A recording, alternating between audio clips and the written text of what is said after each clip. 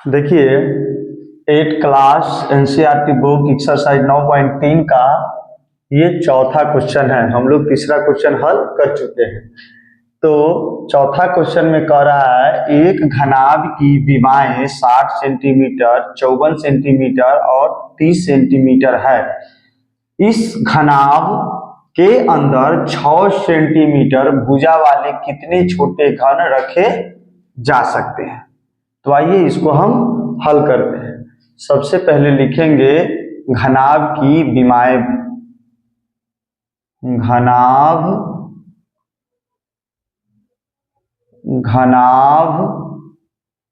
की विमाएं, घनाभ की विमाएं। तो सबसे पहले हम क्या लिखेंगे, लंबाई, यानी एल बराबर है कितना है 60 सेंटीमीटर। यहां लिखेंगे 60 सेंटीमीटर। लंबाई के बाद चौड़ाई,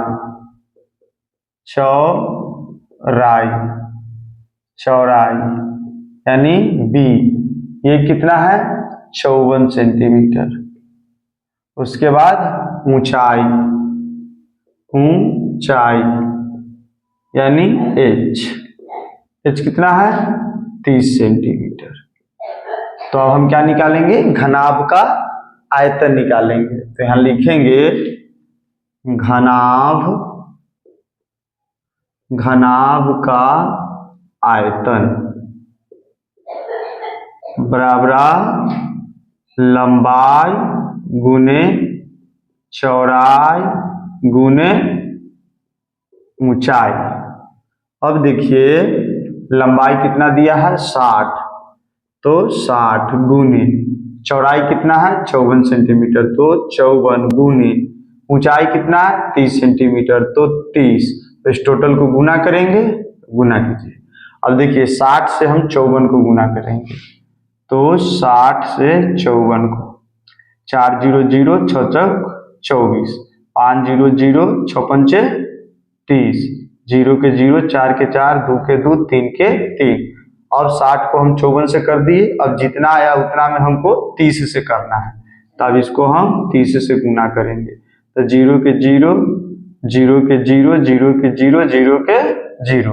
अब देखिए फिर 3 0 0 4 3 12 के 2 हाथ में 1, 3 दूना 6 1 7 3 3 9, 0 0 2 7 9, 97,200। 97,200। एक बार और ट्राई कर लेते हैं मल्टीप्लाई 60 को 54 से, तो 4 0 0 4 6 24, 5 0 0 6 पंचे 30, 0 के 0 4 के 4 2 के 2 3 के 3। ठीक है। अब 30 से, तो 0 के 0 0 के 0 0 के 0 0 के 0 3 0 0 4 3 12 के 2 हाथ में 1, 3 6 1 7 3 3 9, 97,200 मेरा आया। कितना 97,200। इसको मिटा देते हैं।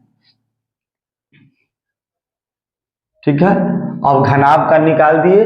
अब कह रहा है कि इस घनाभ के अंदर 600 सेंटीमीटर भुजा वाले कितने छोटे घन रखे जा सकते हैं। तो अब हम निकालेंगे घन का आयतन।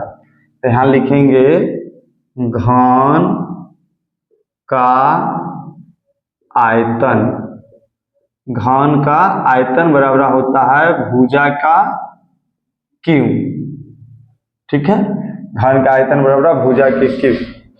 तो अब हम क्या करेंगे, भुजा के क्यू, तो घन का भुजा कितना दिया है 6 सेंटीमीटर, तो 6 सेंटीमीटर का ये क्यू हो जाएगा। तो यानी 6 को 3 बार गुना करना, 6 गुने 6 गुने 6, तो 6 1 36। अब 36 को हम 6 से गुना करेंगे, 36 छक्का 6 1 36 के 6 हाथ में 3, 36 18 19 20 21 216। एक बार और की 6 1 36 के 6 हाथ में 3, 36 18 3 21। अब इसको हम मिटा देंगे, 216 सेंटीमीटर। अब इसका आगे अब हम लिखेंगे संख्या बराबर, यहाँ संख्या बराबर घनाभ का आयतन बट्टे घनाभ का आयतन बट्टा में घन का आयतन, घन का आयतन। ठीक है, तो घनाभ का आयतन कितना निकला है? घनाभ का आयतन 97,200 और बट्टा में घन का आयतन 216। ठीक है, अब इसको भाग दीजिए, 97,200 को 216 से, 2 चौका 8, 2 चौक 8, 4 मरतबे लगाइए, 4 चौक 24 के 4 हाथ में 2, 4 इकाई 4 2 6, 4 दूना 8, 6 चौक 24 के 4 हाथ में 2, 4 इकाई 4 2 6 और 4 दूना 8, 12 में से 4 गया था 8, बच गया 6, 6 में से 6 गया था 0 और ये बच गया 9, 9 में से 8 गया था 1, 108। अब उतर गया ये 0। अब क्या मरतबे लगेगा? 2 पंचे 10, 16 पंचे 80, 5 मरतबे। तो देखिए 6 पंचे 30 के 0, हाथ में 3, 5 इकाई 5 3 8, 5 दूना 10, ये कट गया कट गया कट गया कट गया, ये उतरा एक 0, ये 0 यहाँ पर बैठा दिए। कितना आ गया? 450। इसको काटने पर आ गया 450 मेरा आंसर आ जाएगा।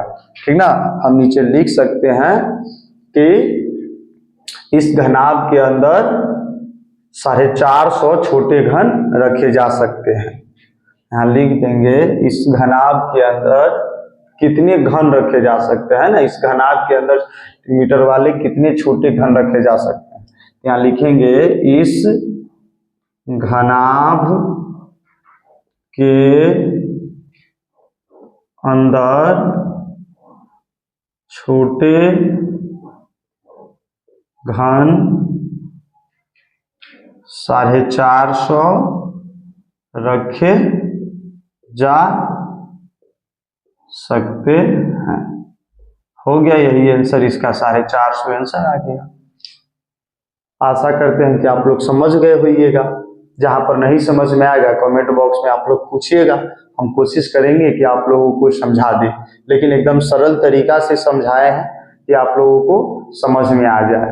अगर आप लोगों को यह वीडियो अच्छा लगा हो, यूट्यूब पर देख रहे हैं तो चैनल को सब्सक्राइब कीजिएगा, और फेसबुक पर देख रहे हैं तो फेसबुक को फॉलो जरूर कीजिएगा।